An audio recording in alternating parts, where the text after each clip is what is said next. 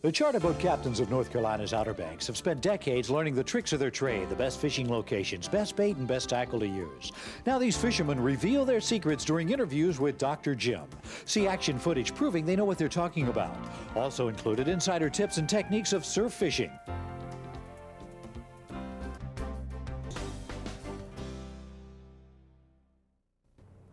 One of the main things in fishing is knots.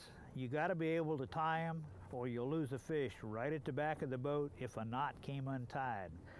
Now, I'm going to show you two really simple knots, okay? One of them is called a clinch. I always remember it because it sounds like it's a cinch to tie, and it practically is. You just put it through your loop, loop it 3 or 4 times, then go back through the eye, then tie it down. And there it is. That is not slipping. Now this loose end, that's always called the tag end. So when you're reading or watching a TV program and they show you and tell you about the tag end, that's what it is.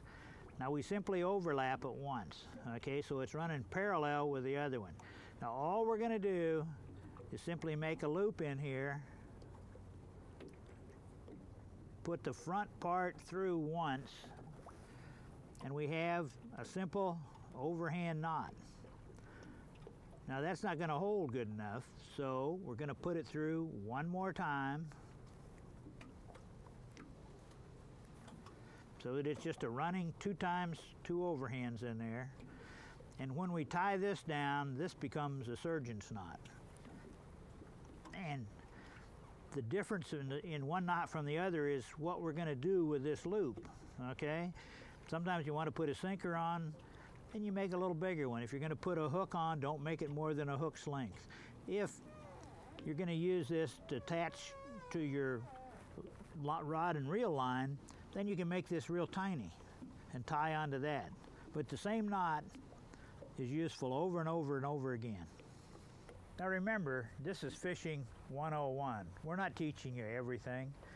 If you want to get more information about where to catch fish and when to catch them, look at the IGFA World Record Book. It lists where the big fish are caught and what time of the year, and you can see patterns develop even in your own area. The one thing you always got to remember is, first of all, don't leave the kids at home. Take them out.